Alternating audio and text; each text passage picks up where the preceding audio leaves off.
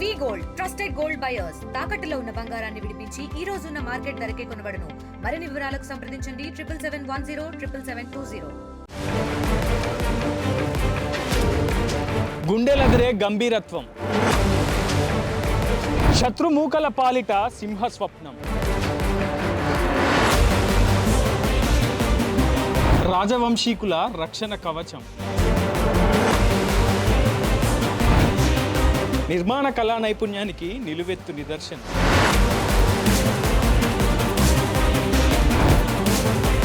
శతాబ్దాల సుదీర్ఘ చరిత్రకు సజీవ సాక్ష్యం. తెలుగు నేలపై నిర్మితమైన చారిత్రక అస్తిత్వ ప్రతీక ఖమ్మం గిరిదుర్గం. నమస్తే, వెల్కమ్ టు ఆర్టీవీ. రాజులు పోయారు, రాజ్యాలు పోయాయి, రాచరికం కూడా అంతరించిపోయింది. కానీ ఆనాటి చరిత్రకు సంబంధించిన అనేక ఆనవాళ్ళు నేటికి మిగిలే ఉన్నాయి. శతాబ్దాల క్రితం నిర్మించిన చారిత్రక కట్టడాలు మన కళ్ళెదుటే ఉన్నాయి. అలాంటి నిర్మాణమే ఖమ్మం గిరిదుర్గం. అదేనండి మన ఖమ్మం కిల్లా. రాచరిక వైభవానికి ప్రతీకగా, ఖమ్మం జిల్లా కీర్తి పతాకగా ఉన్నటువంటి ఖమ్మం కిల్లా నిర్మాణానికి సంబంధించినటువంటి అనేక ఆసక్తికర విషయాలను మీ ముందు ఉంచేందుకు ఈరోజు నేను మీ ముందుకు వచ్చాను. మరి ఇంకెందుకు ఆలస్యం, పూర్తి విషయాలు తెలుసుకునేందుకు నాతో వచ్చేయండి. కృతేతు సాల గ్రామాద్రిహి త్రేతాయాం నృసింహరేర్గర్హి ద్వాపరే స్తంభశిఖరి కళా నేతత్రికి పదైహి అంటూ ఖమ్మం ఆవిర్భావానికి సంబంధించినటువంటి అంశాన్ని ఈ పద్యం వెల్లడిస్తుంది. కృతయుగంలో సాల గ్రామాద్రిహ, త్రేతాయుగంలో నృసింహపురంగా, ద్వాపర యుగంలో స్తంభశిఖరిగా, కాలక్రమేణా ఖమ్మం మెట్టుగా, ప్రస్తుతం ఖమ్మంగా ఈ ప్రాంతం ఆవిర్భవించిందని మన పురాణ గాథలు స్పష్టంగా చెబుతున్నాయి. ఇంతటి ఘనకీర్తి సాధించినటువంటి ఖమ్మం జిల్లా ప్రాంతం ఒకవైపు ఆధ్యాత్మిక సాంస్కృతిక కేంద్రంగా, మరోవైపు చారిత్రాత్మక ప్రాంతంగా బాసిల్లుతూ వచ్చింది. స్వయంభు శ్రీ స్తంభాద్రి లక్ష్మీ నరసింహ స్వామి స్వయంగా వెలిసినటువంటి ఈ ప్రాంతంలోనే శత్రు దుర్భేద్యమైనటువంటి ఒక నిర్మాణం కూడా జరిగి ఉంది. అదే ఖమ్మం గిరిదుర్గం, ఖమ్మం కిల్లాగా పిలుస్తుంటారు. ఇంతటి ప్రాశస్త్యం ఉన్నటువంటి ఈ ప్రాంతం ఒకవైపు శాతవాహనుల తరువాత పాలించినటువంటి కాకతీయుల రెండవ రాజధానిగా పిలువబడింది. ఖమ్మం ప్రాంతానికి ఉన్నటువంటి చారిత్రక నేపథ్యం అంతా ఇంత కాదు. చరిత్రకారులకు కూడా అంతు చిక్కనటువంటి విషయాలు ఇంకా ఎన్నో దాగున్నాయి. కేవలం ఖమ్మం జిల్లా ఆవిర్భావం, ఖమ్మం ప్రాంతం పుట్టుకకు సంబంధించినటువంటి అనేక పరిశోధనలు, అధ్యయనాలు ఇంకా జరుపుతూనే ఉన్నారు చరిత్రకారులు. అయితే ప్రస్తుతం ఖమ్మం కిల్లా నిర్మాణానికి సంబంధించి మనం అనేక ఆసక్తికర విషయాలను తెలుసుకునేందుకు మేము ముందుకు వచ్చాం. ప్రస్తుతం ఖమ్మం కిల్లాకు సంబంధించినటువంటి ఒక్కో అంశాన్ని మీకు వెల్లడించే ప్రయత్నం చేస్తున్నాను. తెలంగాణ ప్రాంతాన్ని పరిపాలించిన శాతవాహనుల తర్వాత అత్యధిక సుదీర్ఘకాలం పరిపాలించింది కాకతీయులే. కాకతీయుల కాలంలో పరిపాలన సౌలభ్యం కోసం వరంగల్ తర్వాత రెండవ రాజధానిగా ఖమ్మం ప్రాంతాన్ని ఏర్పాటు చేసుకున్నారు. ఒకవైపు తూర్పు సముద్ర ప్రాంతం నుంచి వచ్చే వాణిజ్య వ్యాపారాల కోసం వచ్చే వ్యక్తులు మొదటగా ఓరుగల్లు సామ్రాజ్యంలోకి ఎంటర్ అవ్వాలంటే తొలుత ఖమ్మం మెట్టు, ప్రస్తుతం ఖమ్మంగా పిలువబడుతున్నటువంటి ఈ ప్రాంతాన్ని చేరుకోవాల్సిందే. ఈ ప్రాంతాన్ని చేరుకుంటూనే ఓరుగల్లును చేరుకున్నామన్న ఆలోచన వారి మదిలో అప్పట్లో మెదులుతుండేది. స్తంభశిఖరిగా, ఖమ్మం మెట్టుగా, ప్రస్తుతం ఖమ్మంగా పిలువబడుతున్నటువంటి ఈ ప్రాంతంలో ఒక శత్రు దుర్భేద్యమైనటువంటి కోటను నిర్మించుకోవాలన్న ఆలోచన అప్పట్లో పరిపాలించినటువంటి అనేక రాజవంశీకులకు వచ్చింది. ఆ ఆలోచనే ప్రస్తుతం మీ ముందున్న కదలాడుతున్నటువంటి, మెదలాడుతున్నటువంటి ఈ కోట. ఈ కోటలోకి వెళ్దాం. కోట యొక్క రహస్యాలు, కోట యొక్క నిర్మాణ ఆసక్తికర విషయాలు, కోట నిర్మాణంలో దాగి ఉన్న ఇంజనీరింగ్ నైపుణ్యం మీకు వివరించే ప్రయత్నం చేస్తాను. పురాణాల ప్రకారం యుగాల చరిత్రను సొంతం చేసుకున్న ఖమ్మం జిల్లా ప్రాంతం ఆ తర్వాత ఎంతోమంది రాజవంశీకుల ఏలుబడిలో ఉంటూ వచ్చింది. ఖమ్మం జిల్లా ప్రాంతం చాలా కీలకమైనటువంటి దక్కన్ పీఠభూమికి చెందినటువంటి ప్రాంతం కావడంతో చాలామంది దీన్ని ఒక మిలిటరీ అవుట్ పోస్ట్గా, తర్వాత వ్యాపార వాణిజ్య సముదాయాలకు చాలా ప్రధాన కేంద్ర బిందువుగా వినియోగించుకున్నారు. ఎంతోమంది రాజవంశీకుల ఏలుబడిలో ఉంటూ వచ్చినటువంటి ఖమ్మం ప్రాంతంలో తొలిసారిగా కాకతీయుల కాలంలో ఒక కోటను నిర్మించాలని భావించారు కాకతీయ ప్రభువులు. స్థానికంగా ఉన్నటువంటి అనేక కథనాల ప్రకారం, చరిత్రకారుల అధ్యయనాల ప్రకారం చాలా భిన్నమైనటువంటి అభిప్రాయాలు ప్రస్తుతం ప్రాచుర్యంలో ఉన్నాయి. ఏది ఏమైనప్పటికీ చరిత్రకారులు గుర్తించినటువంటి అధ్యయన నివేదికల ప్రకారం, వారు స్వీకరించినటువంటి ఆధారాల ప్రకారం కొన్ని విషయాలను నేను మీ ముందుంచే ప్రయత్నం చేస్తున్నాను. ప్రస్తుతం ప్రాచుర్యంలో ఉన్నటువంటి ఒక కథనం ప్రకారం స్థానిక ఖమ్మం ప్రాంతంలో ఉండే లక్ష్మారెడ్డి, విలమారెడ్డి, రంగారెడ్డి అనే ఓ ముగ్గురు సోదరులకు ఇక్కడే ఉన్నటువంటి స్థానిక సమీప ప్రాంతంలో వెలుగుమట్ల అనే ఒక గ్రామంలో అపారమైనటువంటి నిధి నిక్షేపాలు దొరికాయని, ఆ నిధి నిక్షేపాలను కాకతీయ ప్రభువు సమర్పించేందుకు వెళ్ళినటువంటి ఆ రెడ్డి సోదరుల ఆలోచనను స్వాగతిస్తూ కాకతీయ ప్రభువు స్థానికంగా ఆ నిధి నిక్షేపాలనంతా కూడా వినియోగించుకొని ఖమ్మం ప్రాంతంలో ఓ రాతి కొండపై ఒక కోట నిర్మాణం చేపట్టాలని ప్రతిపాదన చేశాడు. సో ఆ ప్రతిపాదనను అంగీకరించినటువంటి ఆ రెడ్డి సోదరులు ఆ రోజుల్లో మహాప్రభు ఏది చెబితే, మహారాజు ఏది చెబితే అదే శాసనం కాబట్టి ఖచ్చితంగా దాన్ని ఇంప్లిమెంట్ చేయాల్సినటువంటి అవసరం ఉంటుంది కాబట్టి ఆ రెడ్డి సోదరులు తొలుత ఖమ్మం రాతికొండపై ఓ మట్టి కోటను నిర్మించాలని ఆలోచన చేశారు. ఆ మట్టి కోటే కాలక్రమేణా రాతి కోటగా మారింది. మరింత కాలక్రమేణా శత్రు దుర్భేద్యమైనటువంటి ఒక గంభీరత్వాన్ని సంపాదించుకున్నటువంటి ఒక నిర్మాణంగా మలుపు దిద్దుకుంది, రూపాంతరం చెందింది. ఈ కోట నిర్మాణంలో అనేక రహస్యాలు దాగున్నాయి. అంతు చిక్కని రహస్య మార్గాలు కూడా నిగూఢంగా నిక్షిప్తమై ఉన్నాయి. అనేక రాజవంశీకుల ఏలుబడిలో ఉంటూ వచ్చినటువంటి ఖమ్మం ప్రాంతం వారి ఇష్టాలకు తగ్గట్టుగా, వాళ్ళ సంస్కృతి సాంప్రదాయాలకు తగ్గట్టుగా ఆయా రాజవంశీకులు ఈ కోట నిర్మాణంలో మార్పులు చేస్తూ వచ్చారు. సుమారు 4 చదరపు కిలోమీటర్ల విస్తీర్ణంలో రాతి కొండపై నిర్మించినటువంటి ఈ కోట శత్రువులకు సింహ స్వప్నంగా మారింది. ఈ కోటను జయించడం దాదాపు అసాధ్యమనే పరిస్థితి ఆ రోజుల్లో శత్రుముఖులకు ఏర్పడింది. శత్రువుల కదలికలను కిలోమీటర్ల దూరంలో ఉన్నా కానీ నిశ్చితంగా గమనించేలా ఈ కోట నిర్మాణంలో కొన్ని పర్యవేక్షణ రంధ్రాలు కూడా ఏర్పాటు చేశారు.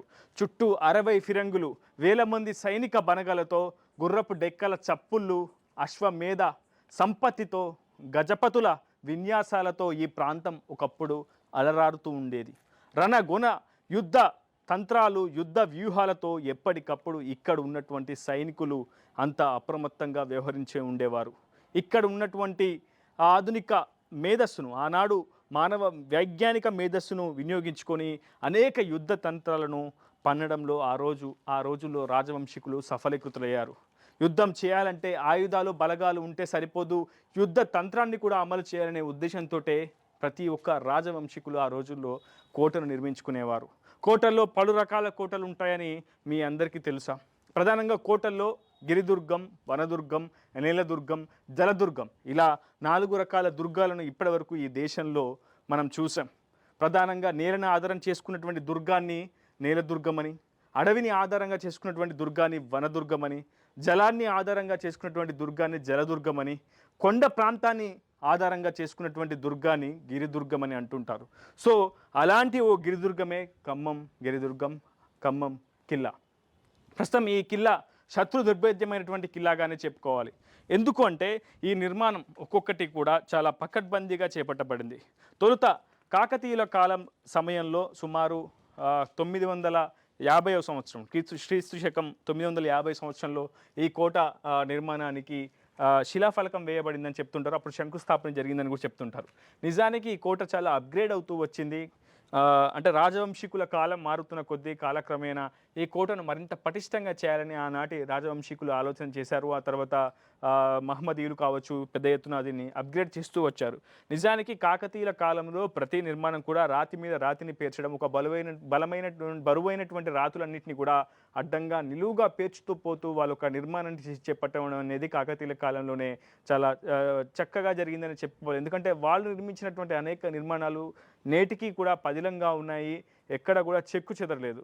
మనం చూడొచ్చు, గతంలో 1000 స్తంభాల గుడి కావచ్చు, అంటే ఒక రాతి మీదనే మరొక రాతిని పెట్టి ఒక నిర్మాణాన్ని పూర్తి చేసే వాళ్ళ శిలా నైపుణ్యం, వాళ్ళ కళా నైపుణ్యం మాత్రం నిజానికి చాలా అభినందించదగ్గదని చెప్పుకోవాలి. సో ప్రస్తుతం ఆ కాలంలో కూడా ఇలాంటి ఒక రాతి మీద రాతిని పేర్చే ఇంత పెద్ద దాదాపు చాలా టన్నుల బరువు ఉండే రాయిపై మరొక రాయిని పేర్చుతూ ఈ కోట ప్రహరీ గోడను నిర్మించారు. మొత్తం ఈ కోటకు 2 ప్రహరీలు గోడలు నిర్మించారు. అవి 2 వలయాలుగా పనిచేస్తూ ఉంటాయి.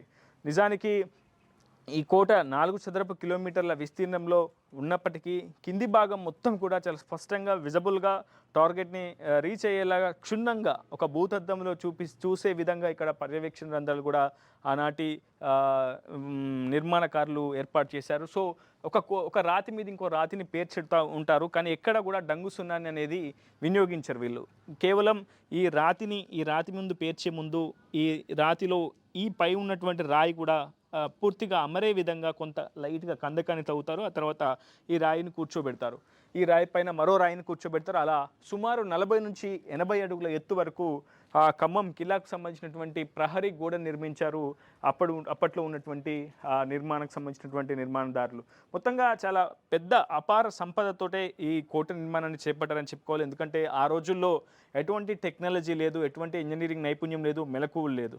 చాలా బరువైనటువంటి రాతి బండలను, అది కూడా ఒక రాతి కొండపై చేర్చడం అనేది చాలా అసాధ్యమైనటువంటి పని. కానీ ఆ రోజుల్లో గుర్రాల అశ్వమేధ సాయంతో కావచ్చు, అశ్వదళ సామర్థ్యంతో కావచ్చు, గజపతి సేనల సామర్థ్యంతో కావచ్చు, ఈ కోటపై ఒక్కో రాతిని ఇలా పేర్చుతూ కోట ప్రహరీ గోడలు నిర్మించారు. ఆ తర్వాత ఇది అప్గ్రేడ్ అవుతూ వచ్చింది. డంగు సున్నంతో కావచ్చు, ఇతరత్ర పదార్థాలను వినియోగించి దీన్ని మరింత పటిష్టంగా చేసే ప్రయత్నం చేశారు. మనం చూడొచ్చు ఇక్కడ డంగు సున్నాన్ని అమర్చినటువంటి పరిస్థితి కనిపిస్తుంది. ఇది నిజానికి మహమ్మదీయుల కాలంలో ఇలా డంగు సున్నాన్ని అమర్చి ఈ రాతి గోడలను పూర్తిగా పటిష్టం చేసే ప్రయత్నం అయితే చేశారనే చెప్పుకోవాలి. సో ఒక అర్ధచంద్రాకార వ్యూహంలోనే ఈ ఎంట్రీ అనేది ఉంటుంది. సరిగ్గా మనం చూడొచ్చు.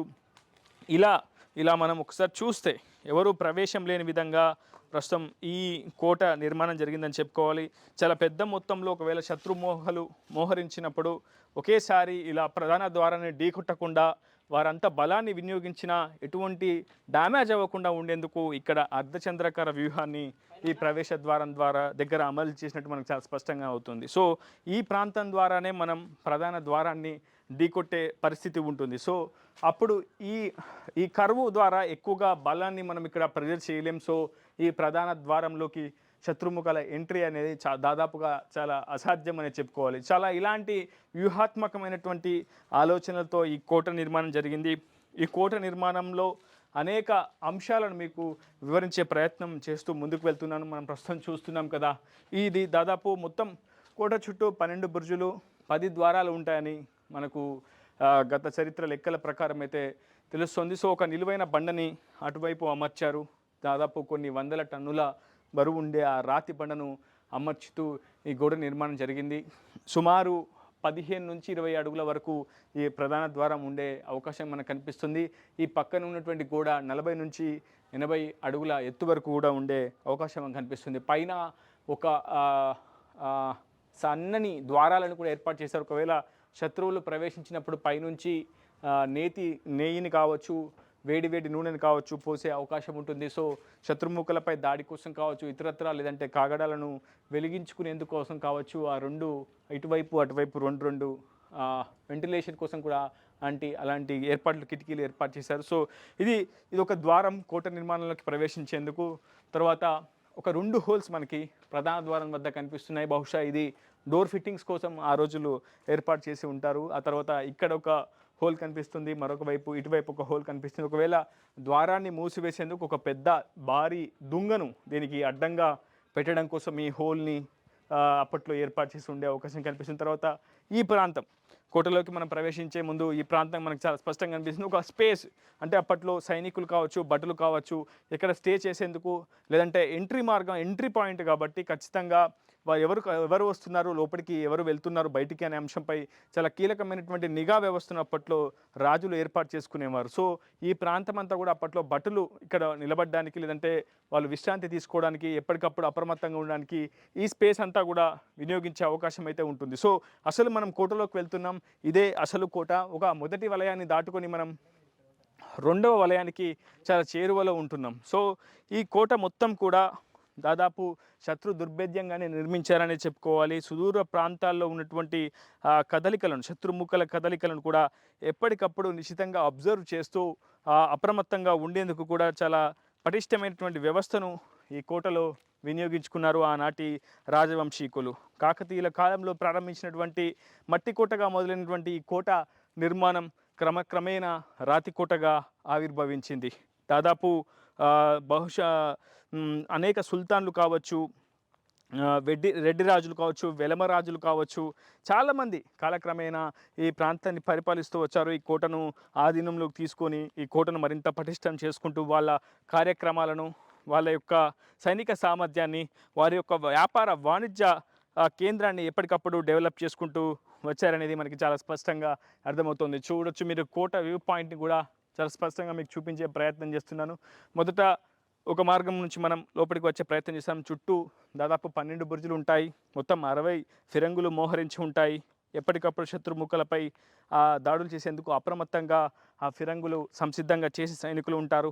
ఒకప్పుడు నిరంతరంగా ఈ ప్రాంతం అంతా కూడా సైనికుల రక్షక భటుల కదలికలతో ఎప్పటికప్పుడు చాలా యుద్ధ వాతావరణంతో కనిపిస్తూ ఉండేటువంటి ప్రాంతం. మనం ప్రస్తుతం చూడొచ్చు అంత ఎత్తులో ఒక బాహ్య వలయాన్ని గోడను నిర్మించారు. అది కోట గోడ అని చెప్పుకోవాలి. ఆ కోట గోడ ప్రాంతంలో కూడా 15 నుంచి 20 అడుగుల వెడల్పులో మరొక పాట్ని కూడా ఏర్పాటు చేశారు. అక్కడ రక్షక భటులు అంటే సంచరించడం కావచ్చు, లేదంటే గుర్రాలతో ఆ చుట్టూ ప్రాంతంలో ఎప్పటికప్పుడు నిఘా వ్యవస్థను పటిష్టం చేస్తూ ఉండేవాళ్ళని మనం బహుశా ఊహించే పరిస్థితి కనిపిస్తుంది. సో ఇక్కడ ఒక దిగువ ప్రాంతం ఉంది. ఇది కొలనుగా కూడా వాడుకునే అవకాశం ఉంది. ప్రధానంగా ఈ కోట పై భాగంలో కూడా ఒక కోనేరుని కూడా ఏర్పాటు చేశారు. ఆ కోనేరు దాదాపు ఏ కాలంలో కూడా ఎండిపోదనే చెప్పుకోవాలి. అంతటి ఇంజనీరింగ్ వ్యవస్థని ఆ రోజుల్లోనే మెరుగుపరిచారు రాజవంశీకులు. తొలుత కాకతీయుల కాలం నుంచి క్రమక్రమంగా రెడ్డి రాజులు, వెలుమ రాజులు కూడా ఈ కోటను ఆధీనంలోకి తీసుకొని ఇక్కడి నుంచి పరిపాలన సాగించేవారు. ఆ తర్వాత అనేక సుల్తాన్లు, కులీ కుతుబ్ షాలు, అసఫ్ జాహీల వరకు, నిజాం కాలం వరకు కూడా ఈ కోటను చాలా పటిష్టంగా తయారు చేసేందుకు, అప్గ్రేడ్ చేసేందుకు ఆ రోజుల్లో ఎంతో ప్రయత్నం చేశారు రాజవంశీకులు, ఆనాటి సుల్తాన్లు. సో మహమ్మదీల కాలంలో కొంత విధ్వంసానికి కూడా ఈ కోట గురిందని చెప్పుకోవాలి. ఎందుకంటే ఏ రాజవంశీకుల పరిపాలనను, ఆ రాజవంశీకుల ఇష్టాలకు, ఆనాటి సంస్కృతి సంప్రదాయాలకు తగ్గట్టుగా ఈ కోటలో కొన్ని మార్పులు చేస్తూ వచ్చారు. సో తొలుత మనం ప్రధాన ద్వారాలు, కొన్ని ద్వారాల వద్ద ఆదివరాహమూర్తి రూపం చూస్తాం. ఆ తర్వాత కొన్ని ప్రాంతాల్లో కొన్ని ఆ రోజుల్లో వినియోగించినటువంటి వైద్య చిట్కాలు కావచ్చు, దళ సామర్థ్యానికి సంబంధించినటువంటి కొన్ని చిహ్నాలు కావచ్చు, ఇక్కడ ఉన్నటువంటి కొన్ని శాసనాలు కావచ్చు, వాటిని విధ్వంసానికి అయితే గురైందని చెప్పుకోవాలి. ఎందుకంటే కాలక్రమేణా రాజుల చేతులు మారిన తర్వాత ఈ కోటలో కూడా అనేక మార్పులు వచ్చాయి. ఇక్కడ ఒక అంతర్గత సొరంగం కూడా ఉందని చెప్తుంటారు. ఇక్కడ నుంచి స్థానికంగా ఉన్నటువంటి కృష్ణానది ఉపనదిగా ఉన్నటువంటి మున్నేరు నదికి కూడా ఇక్కడ నుంచి నేరుగా ఒక సొరంగ మార్గం ఉందని, ఇక్కడ నుంచి స్వయంభూగా వెలిసినటువంటి శ్రీ సంభద్రి లక్ష్మీ నరసింహస్వామి ఆలయానికి కూడా ఒక సొరంగ మార్గం ఉందని, ఇక్కడి నుంచే వరంగల్ కిల్లాకు కూడా మరొక సొరంగ మార్గం కనెక్ట్ అవుతుందని ఇక్కడ ఉన్నటువంటి కొంత కథలు ప్రాచుర్యంలో ఉన్నాయి. సో ఏది ఏమైనప్పటికీ దేనికి సంబంధించినటువంటి కీలకమైనటువంటి ఆధారాలను ఇంకా మనం సంపాదించలేకపోయాం. ఒకవైపు అంతరిక్షంలో అనేక పరిశోధనలు చేస్తూ నింగిలోకి అనేక పరీక్షల ద్వారా మనం టెక్నాలజీని కూడా సొంతం చేసుకుంటున్నాం. కానీ ఇలాంటి అంతు చిక్కని రహస్యాలు దాగి ఉన్నటువంటి నేలపై మనం ఇంకా చాలా విషయాలు తెలుసుకోవడంలో వెనుకబడి ఉన్నామనేది ఈ కోట యొక్క పూర్తి స్వరూపం తెలిస్తే మనకి అర్థమవుతుంది. ఎందుకంటే ఈ కోట అంతర్భాగంలో అనేక సొరంగ మార్గాలను ఇప్పటికీ ఏర్పాటు చేసుకున్నారు. దాదాపు ఆ సొరంగ మార్గాలు, ఆ రహస్య మార్గాలు ఎక్కడి నుంచి ఎక్కడికి వెళ్తాయో కూడా ఇప్పటివరకు ఎవరూ ఛేదించలేకపోయారు. పురావస్తు శాస్త్రవేత్తలు కావచ్చు, ఇతరత్ర చరిత్రకారులు కూడా ఒక్కొక్కటిగా దీనిలో దాగి ఉన్నటువంటి రహస్యాలను ఛేదించే ప్రయత్నం అయితే చేస్తున్నారు. కానీ దాదాపుగా వాళ్ళు సాధించింది కూడా చాలా తక్కువగానే దీనికి సంబంధించినటువంటి సమాచారాన్ని సేకరించగలిగారని చెప్పుకోవాలి. ఇప్పటివరకు కేవలం మనకు అందుబాటులో ఉన్నటువంటి నివేదికలు మాత్రమే మనం చెప్పగలుగుతున్నాం. కానీ ఒక స్పష్టమైనటువంటి చారిత్రక నేపథ్యం ఖమ్మం కిల్లాకి సంబంధించి కావచ్చు, ఖమ్మం ఆవిర్భావానికి సంబంధించి కావచ్చు, ఈ ప్రాంత పుట్టుకకు సంబంధించి కావచ్చు, కీలకమైనటువంటి ఆధారాలు చాలా వరకు ఇప్పటివరకు అందుబాటులో లేవు. కేవలం చరిత్రకారులు చెప్పినటువంటి ఒక ఊహాజనితమైనటువంటి అంశాలు, లేదంటే కొన్ని నిపుణులు రాసిన కొన్ని డాక్యుమెంట్స్ ఆధారంగానే ఖమ్మం ఆవిర్భావానికి సంబంధించినటువంటి కొన్ని అంశాలు వెలుస్తున్నాం. నిజానికి క్రీస్తు శకం 950 తర్వాత ఒక మట్టి కోటగా ప్రారంభమైనటువంటి ఈ కోట కాలక్రమేణా రాతి కోటగా ఆవిర్భవించింది. బహుమని సుల్తాన్లు ఆధీనంలోకి ఈ కోట వెళ్ళింది. ఆ తర్వాత క్రమక్రమంగా వెలమరాజులు, రెడ్డి రాజులు, అసఫ్ జాహీలు ఈ ప్రాంతాన్ని పరిపాలిస్తూ వచ్చారు. కాకతీయులకు ఇది రెండవ రాజధానిగా ఉండే ప్రాంతం, వ్యాపార వాణిజ్య సముదాయానికి కేంద్ర బిందువుగా ఉండే ప్రాంతం. ఓరుగల్లు సామ్రాజ్యాన్ని రావాలంటే చేరుకోవాలంటే తొలుత కంబంమెట్టు, ఆనాడు కంబంమెట్టుగా ఈ ప్రాంతం పిలువబడేది. ఈ ప్రాంతాన్ని చేరుకుంటేనే ఓరుగల్లు సామ్రాజ్యానికి ఎంటర్ అయినట్టు భావించేవాళ్ళు. సో విజయనగర సామ్రాజ్యాధిపతి ఆంధ్ర భోజుడుగా పేరుగాంచినటువంటి శ్రీకృష్ణదేవరాయలు కూడా 16వ శతాబ్దం సమయంలో ఈ ప్రాంతాన్ని పరిపాలించడని కూడా చరిత్రకారులు చెబుతూ ఉంటారు. అప్పట్లో ఈ ప్రాంతం యొక్క కుతుబ్షాహీల కాలంలో ఉండేది. కుతుబ్షాహీలను ఓడించి ఒరిస్సా గజపతుల సాయంతో ఈ ప్రాంతాల్లో పెద్ద ఎత్తున పరిపాలన సాగించారని చెప్తారు. శ్రీకృష్ణదేవరాయలు కూడా కొన్నేళ్ల పాటు ఈ కోటను తన ఆధీనంలో ఉంచుకున్నాడని తెలుస్తోంది. ఏదేమైనప్పటికీ అనేక రాజవంశీకుల ఆధీనంలో ఉన్నటువంటి ఈ కోట చాలా శత్రు దుర్భేద్యమైనదని చెప్పుకోవాలి. ఒక్కొక్క ప్రాంతంలో ఒక్కొక్క చరిత్ర మనకి ఈ ప్రదేశం గుర్తు చేస్తూ ఉంటుంది. దాదాపు ఒక దీర్ఘ చతురస్రాకార వలయంలో ఈ కోట నిర్మాణం జరిగింది. మనం పైన ఒక బావి కూడా ఏర్పాటు చేసి ఉంటారు. సో ఆ బావికి సంబంధించి కూడా అనేక కట్టుకథలు ప్రాచుర్యంలో ఉన్నాయి. అది నేతి బావి అని, ఆయుధ కర్మాగారం అని, ఆయుధ భాండాగారం అని, లేదంటే ఫిరంగి మందును అక్కడే దాచుకునేవారని, లేదా ఇతరత్ర అనేక కట్టుకథల ప్రాచుర్యంలో. కానీ దీనికి సంబంధించి ఒక కీలకమైనటువంటి డాక్యుమెంట్స్, ఆధారాలు కావచ్చు ఇప్పటికీ ప్రభుత్వం దగ్గర లేవు. సో చరిత్రకారులు మరింత అధ్యయనం చేసేందుకు కూడా ప్రభుత్వాలు వేలు కల్పించాల్సి ఉంటుంది. చాలామంది చరిత్రకారులు ఈ అంశంలో కొంత ఆవేదన వ్యక్తం చేస్తున్నారు. దాదాపు శత్రు దుర్భేద్యంగా నిర్మించినటువంటి ఈ కోట నిర్మాణం అనేక వైజ్ఞానిక మేధస్సు, ఆనాడు మానవ మేధస్సుకు నిజంగా ఒక మచ్చతునకనే చెప్పుకోవాలి. ఇక్కడ ప్రధానంగా చెప్పుకోగలిగే అంశం వాటర్కి సంబంధించి ఇరిగేషన్ అంశం. ఎందుకంటే ఇక్కడ కోట మీద పడిన ప్రతి వర్షపు చుక్కను దాదాపు దాన్ని సేకరించి ఒక్కొక్క జలధారనంతా కూడా నీటినంతా కూడా మళ్లిస్తూ ఈ కోట పై భాగంలో ఉన్నటువంటి కోనేటిలో దాన్ని చేర్చేలా, మరోవైపు కోట దిగువ భాగంలో ఉన్నటువంటి ఒక బావిలోకి కూడా చేరేలా ఒక కోట నిర్మాణాన్ని అయితే చేశారని చెప్పుకోవాలి. ఎందుకంటే ఆ రోజుల్లో ఇంత దాదాపు భూమి నుంచి 800 మీటర్ల ఎత్తులో ఉన్నటువంటి ఈ ప్రాంతంలోకి నీటిని తరలించడం అనేది చాలా అసాధ్యమైన విషయం చెప్పుకోవాలి. ఒకటి గుర్రాల ద్వారా అయినా పైకి నీటిని తరలించాలి, క్యాన్ల ద్వారా సహకారంతో, లేదంటే గజసేన ద్వారా అయినా సరే తరలించాల్సి ఉండేది. సో ఇక్కడ ఒక కోనేటిని ఏర్పాటు చేసుకోవడం ద్వారా నీటి సమస్యను పరిష్కరించుకోవాలన్న ఆలోచన ఆ రోజుల్లో రాజవంశీకులకు కావచ్చు, ఈ ప్రాంతాన్ని పరిపాలించినటువంటి పరిపాలకులకు వచ్చి ఉండే అవకాశం ఉంది. సో కోట నిర్మాణ సమయంలోనే చాలామంది కూడా ఈ నీటి మళ్లింపు అంశాన్ని చాలా కీలకంగా చేస్తూ ఉంటున్నారని చెప్పుకోవాలి. సో ప్రతి ఒక్క అంటే ఈ కోట ఇలా ఉంటే ఆ చిన్న చిన్న లేయర్స్ను చెక్కుతూ వెళ్ళారు. ఒక చుక్క పడగానే ఆ చుక్క ఆ వాటర్ అంతా కూడా పోగై పూర్తిగా ఒక జలధారలాగా మారి చివరికి కోనేటిలోకి రావడం, ఆ కోనేరు నిండిన తర్వాత కోనేటి నుంచి కింద ఉన్నటువంటి బావిలోకి వెళ్ళడం అనేది మనం చూస్తూ ఉంటాం. సో ఈ ప్రాంతానికి వెనుక భాగంలోనే ఒక సొరంగాన్ని కూడా ఏర్పాటు చేశారని చెప్తుంటారు. అక్కడ ప్రస్తుతం మనం ప్రవేశించలేము, ఎందుకంటే అక్కడంతా కూడా గబ్బిలాలన్నీ ఒక మూకలాగా ఏర్పడ్డాయి. సో ఆ ఎంట్రీ అనేది చాలా ఇబ్బందికరంగా మారుతుంది. సో ఇంత చక్కటి ప్రాంతం, ఇంత అద్భుతమైనటువంటి నిర్మాణ నైపుణ్యానికి తార్కాణంగా నిలిచినటువంటి ప్రాంతం ఈ కోట సుమారు 1000 ఏళ్ళు పూర్తి చేసుకుంది. ఇప్పటికీ 1000 ఏళ్ళు అయినప్పటికీ దీని ఆనవాళ్ళని కూడా మనకి చాలా స్పష్టంగా కనిపిస్తున్నాయి. ఆనాటి చరిత్రకారుల యొక్క అంటే చారిత్రక విశిష్టతను కూడా ఇప్పటికే స్పష్టంగా ఈ కోట మనకి వివరిస్తూ ఉంటుంది. అప్పట్లో ఉన్నటువంటి మానవ మేధస్సు ఏ స్థాయిలో ఉండేది, ముందుగా కోట నిర్మాణం ఏ విధంగా చేసుకోవాలనుకున్నారు, ఒక దీర్ఘ చతురస్రాకార వలయంలో ఈ కోటను ఎందుకు నిర్మించారు, కోటకు అనుకూలంగానే వాస్తును చేసుకున్నారా, లేదంటే వాస్తుకు అనుగుణంగా కోటను మలుచుకున్నారా, ఇలాంటి అనేక ప్రశ్నలకు కూడా సమాధానాలు తెలియాల్సి ఉంది. ఏదేమైనప్పటికీ ఒక శత్రు దుర్భేద్యమైనటువంటి కోటను నిర్మించాలనుకున్నారు, అందుకు అనుగుణంగానే కోటను నిర్మించారు. 4 చదరపు కిలోమీటర్ల వైశాల్యంలో ఈ కోట నిర్మించారు. దీనికి సమీపంలోనే లా అనే అక్షరంలో ఒక చెరువును తవ్వించారు. అదే కాలక్రమేణా లకారం చెరువుగా మారిందని చెప్పేసి చరిత్రకారులు కూడా అభిప్రాయపడుతున్నారు. దానికి సంబంధించి ఇంకా కొన్ని కథలు కూడా ప్రాచుర్యంలో ఉన్నాయి.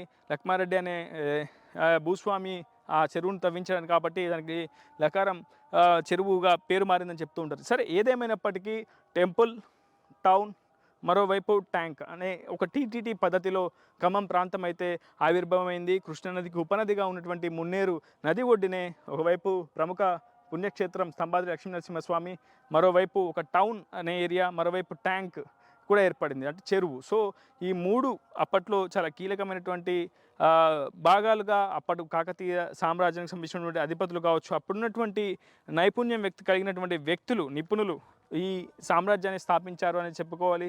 ఇంత శత్రు దుర్భేద్యమైనటువంటి కోటను ఛేదించడం కూడా ఆ రోజుల్లో ఆ, ఇతర పొరుగు రాజ్యాలకు చాలా కష్టంగా మారేదని చెప్పుకోవాలి. అసలే రాజ్యాలకు స్థిరత్వం తక్కువగా ఉన్నటువంటి కాలంలో ఎక్కువగా ఈ కోటలపై దాడులు జరిగేవి. ఈ కోటను చేజిక్కించుకోవడం పట్ల ఇతరత్ర రాజ్యాలు ఒక విజయకేతనం కూడా ఆ పైన ఎగరేసి దానికి ఒక సందేశం కూడా అందించేవారని చెప్పి ప్రాచుర్యంలో ఉంది. ఏదేమైనప్పటికీ ఖమ్మం కిలాకు సంబంధించి, ఖమ్మం కోటకు సంబంధించినటువంటి అనేక అంశాలు ఇంకా మిస్టరీగానే దాగి ఉన్నాయి. ఎక్కడా కూడా ఎటువంటి డాక్యుమెంటరీస్ మాత్రం అందుబాటులో లేవు. కేవలం ఒకరిద్దరు రాసినటువంటి పుస్తకాల ఆధారంగానే ఖమ్మం చరిత్రను, ఖమ్మం పుట్టుకను, ఖమ్మం కిలాకు సంబంధించినటువంటి అంశాలను వెల్లడిస్తున్నారు. 950 క్రీస్తు శకం 950 దశకంలో మొదలైనటువంటి మట్టి కోటగా మొదలైనటువంటి ఈ కోట నిర్మాణం అంతా కూడా కాలక్రమేణా ఒక రాతి కోటగా, శత్రు దిగ్భేద్యమైనటువంటి కోటగా మారిందనేది మనకి చరిత్రకారులు ప్రస్తుతం ఉన్నటువంటి అందుబాటులో ఉన్నటువంటి ఆధారాల ద్వారా అయితే మనకు సమాచారం అందుతుంది. అయితే ప్రధానంగా ఈ కోటకు సంబంధించినటువంటి ఇంకా కీలక అంశాలు మాత్రం బయటికి రాలేదు. బయటి సమాజానికి, ఆధునిక సమాజానికి ఇంకా తెలియలేదనే చెప్పుకోవాలి.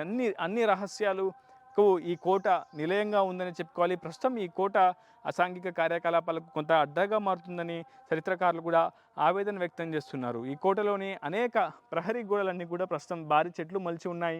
అవన్నీ కూడా కోట గోడలకు ఇబ్బందికరంగా, కోట గోడలు కూలిపోయే విధంగా పరిస్థితి తలెత్తుతుందని చెప్పి చరిత్రకారులు కూడా ఆవేదన వ్యక్తం చేస్తున్నారు. ఏదేమైనప్పటికీ ఈ కోట నిర్మాణంలో ఇంజనీరింగ్ నైపుణ్యం ఆనాటి మానవ మేధస్సుకు తార్కాణంగా నిలుస్తుందని చెప్పుకోవాలి. అప్పుడు రాచరిక వైభవానికి ప్రతీకగా నిలుస్తున్నటువంటి ఈ ఖమ్మం కిల్లాలో ఇంకా ఎన్నో విశేషాలు దాగున్నాయి. అవి కూడా ఏంటో మరింత ముందుకెళ్ళి తెలుసుకునే ప్రయత్నం చేద్దాం.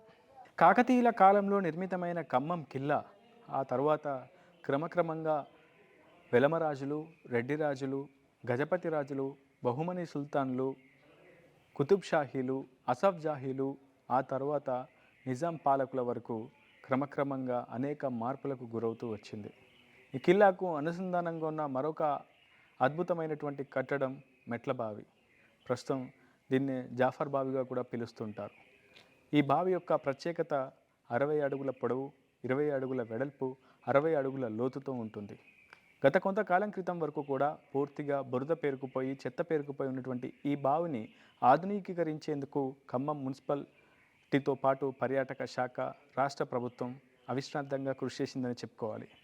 దీన్ని ఆధునీకరించేందుకు నిధులు కూడా వెచ్చించి ప్రస్తుతం ఈ బావిని ఎటువంటి చారిత్రక ఇబ్బందులు తలెత్తకుండా, చారిత్రకతతో దాని అసలు రూపానికి భంగం కలగకుండా మళ్ళీ దాన్ని ఆధునీకరించే ప్రయత్నం చేసింది. ప్రస్తుతం ఆ మెట్ల బావినే మీరు చూస్తున్నారు.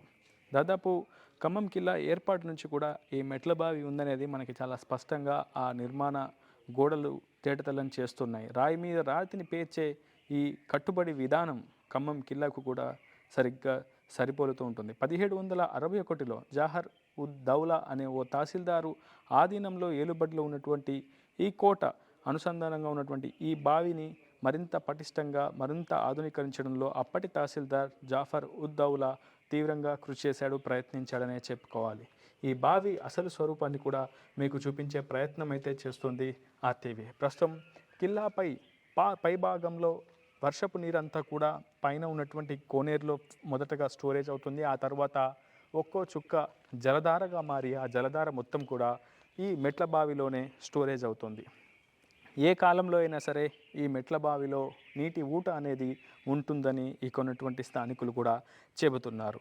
దాదాపు 60 అడుగుల వైశాల్యంలో, మరోవైపు 20 అడుగుల వెడల్పు, 60 అడుగుల లోతులో సరిగ్గా కోటని ఆనుకున్నటువంటి ఈ బావిలోనే అప్పుడు పూర్తిగా వారి తాగునీటి సౌకర్యం తీర్చుకునేదని చాలా స్పష్టంగా కనిపిస్తుంది. కేవలం కోటకు సంబంధించినటువంటి ఆ సైనిక సిబ్బందే కాదు, క్షేత్రస్థాయిలో ఈ కోటని ఆనుకొని ఉన్నటువంటి సమీప గ్రామాల్లో కూడా ఈ మెట్ల బావే ప్రధాన తాగునీటి వనరుగా దోహదపడేది అనేది మనకు చాలా స్పష్టంగా అర్థమవుతుంది.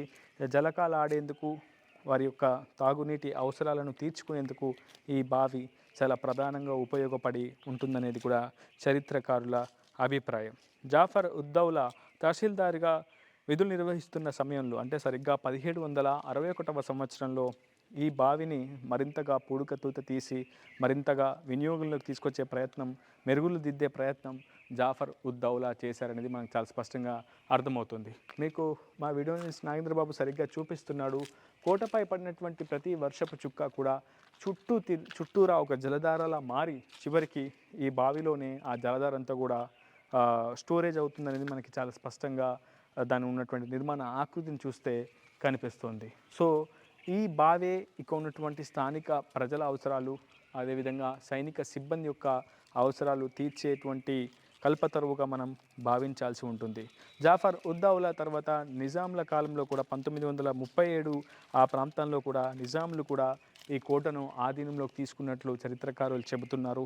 ఆ తర్వాత ఎన్నో కాలానుగుణ మార్పులను ఈ కోట తనంతట తాను రూపాంతరం చెందుతూ వచ్చింది. అయితే ప్రస్తుత ప్రభుత్వం, పర్యాటక శాఖ, ఇతరత్ర శాఖల సమన్వయంతో ప్రస్తుతం ఈ బావిని కూడా ఆధునికీకరించారు. కానీ కోట పైభాగంలో ఉన్నటువంటి ప్రహరీ గోడలను, కోట ప్రధాన ద్వారాలను, లోపల ఉన్నటువంటి ప్రదేశాలను ఆధునికీకరించడంలో ప్రభుత్వం వైఫల్యం చెందింది. 2006లో కేంద్ర మంత్రిగా రేణుకా చౌదరి వ్యవహరిస్తున్న సమయంలోనే కొంత నిధులను వెచ్చించి రైలింగ్ కావచ్చు, నడిచి వెళ్లేందుకు మార్గాన్ని, ఇతరత్ర కొంత వినియోగంలోకి తీసుకొచ్చే ప్రయత్నం, పర్యాటకులను ఆకర్షించే ప్రయత్నం ఆనాడు ప్రభుత్వం చేసింది. కానీ ఆ తర్వాత ఈ పర్యాటక శాఖ కావచ్చు, పురావస్తు శాఖ పెద్దగా ఈ కోటపై కావచ్చు, ఈ కోట అనుసంధానంగా ఉన్నటువంటి బావిపై పెద్దగా దృష్టి సారించలేదని చెప్పుకోవాలి. చాలా పెద్ద ఎత్తున కోట పైభాగంలో ఉన్నటువంటి ఫిరంగులంతా కూడా ప్రస్తుతం అందుబాటులో లేకుండా పోయాయి, పూర్తిగా శిథిలావస్థకు చెందాయి. కొన్ని వస్తువులను అదేవిధంగా వాటిని దొంగిలించినట్లు కూడా తెలుస్తోంది. ఏదేమైనప్పటికీ ప్రస్తుతం జాఫర్ మెట్లబావి మినహా కోట ప్రాంతం అంతా కూడా అసాంఘిక కార్యకలాపాలకు అడ్డాగా మారిపోయిందనేది మనం చెప్పకనే చెప్పుకోవాల్సి ఉంటుంది. కోట పైభాగంలో ఉన్నటువంటి అత్యాధునికమైనటువంటి అద్భుత కట్టడాలన్నీ కూడా ఒక్కొక్కటిగా శిథిలావస్థకు చేరిపోయాయి. ఆనాడు మహల్ ఇక్కడ నిర్మితమై ఉండనేది కోట పైభాగంలో అనేది మనకు చెప్తున్నారు. కానీ ఇప్పటివరకు ఆ మహల్ కూడా విధ్వంసానికి కూడా గురై ఉంటుందనేది మనకి చాలా స్పష్టంగా అర్థమవుతుంది. శతాబ్దాల సుదీర్ఘ చరిత్ర కలిగినటువంటి ఖమ్మం కిల్లా ప్రాంతాన్ని అభివృద్ధి చెందాల్సినటువంటి అవసరం ఉంది. ఖమ్మం కిల్లాను ఆధునికీకరించాల్సినటువంటి అవసరం ఎంతైనా ఉందని చరిత్రకారులు, పర్యాటకకారులు చెబుతున్నటువంటి పరిస్థితి. ప్రధానంగా ఖమ్మం కిల్లా ఆక్రమణలకు గురవుతుందనేది చాలా స్పష్టంగా అర్థమవుతుంది. చుట్టూ భాగంలో పెద్ద ఎత్తున ఇల్లు వెలిసాయి. ఆ ప్రాంతం అంతా కూడా పూర్తిగా ఆక్రమణ గురవుతుంది. కారణాలు ఏదైనా సరే ఆ సమస్యను పరిష్కరించడంలో ప్రభుత్వాలు వైఫల్యం చెందాయనేది చాలా స్పష్టంగా అర్థమవుతోంది. చరిత్రకారులు చాలా పెద్ద ఎత్తున ఆవేదన కూడా వ్యక్తం చేస్తున్నారు. ఖమ్మం కిల్లాను ఆధునికీకరించాలి, ఖమ్మం కిల్లాకు మరింత మెరుగులు దిద్దాలి, పర్యాటకులకు మరిన్ని మౌలిక వసతులు కల్పించాలి. ప్రధానంగా వారు ఎదుర్కొన్న సమస్యలను కూడా కొంతమంది చరిత్రకారులు ఆర్టీవీ దృష్టికి తీసుకొచ్చే ప్రయత్నం చేశారు. వారు ఖమ్మం కిల్లాను సందర్శించాల్సి వచ్చినప్పుడు ఇక్కడ పార్కింగ్ ఫెసిలిటీ లేదు, ఇక్కడ స్థానికంగా ఉండడానికి కొంత మరిన్ని వాచ్ టవర్లు కావచ్చు, ఇతరత్ర ఏర్పాటు చేయాల్సి షెడ్స్ వంటివి ఏర్పాటు చేయాలని పెద్ద ఎత్తున కోరుతున్నారు. ఒక క్యాంటీన్ ఏర్పాటు చేయాలని చెప్పి కోరుతున్నారు.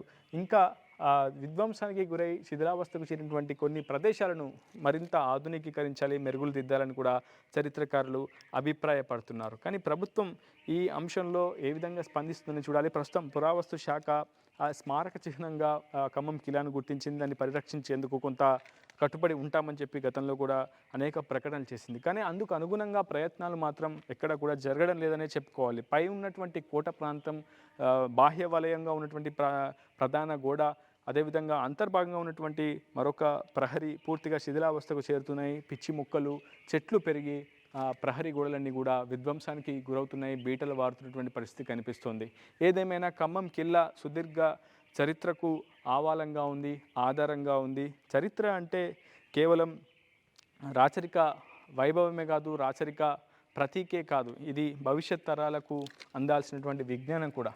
ఈ ఒక్క అంశాన్ని ప్రభుత్వాలు దృష్టి సారిస్తే ఖచ్చితంగా ఈ కోట ఆధునికీకరణ జరిగితే, ఈ కోట ఒక పర్యాటక ప్రదేశకంగా మారితే మరిన్ని అద్భుతాలు, అందులో దాగున్నటువంటి రహస్యాలు బయటికి వచ్చే అవకాశం ఉంటుంది. భవిష్యత్ తరాలకు ఒక అద్భుతమైనటువంటి విజ్ఞాన కోటగా ఖమ్మం కోట మిగిలే అవకాశం ఉంది. ఇది వినోద్ స్నేంద్రబాబుతో రిపోర్టర్ ఉదయ్, RTV, ఖమ్మం కిల్లా నుంచి. మరిన్ని వీడియోస్ కోసం ఛానల్ ని సబ్స్క్రైబ్ చేయండి. లేటెస్ట్ అప్డేట్స్ కోసం వాట్సాప్ ఛానల్ ని ఫాలో అవ్వండి. ఆ లింక్ డిస్క్రిప్షన్ లో ఉంది.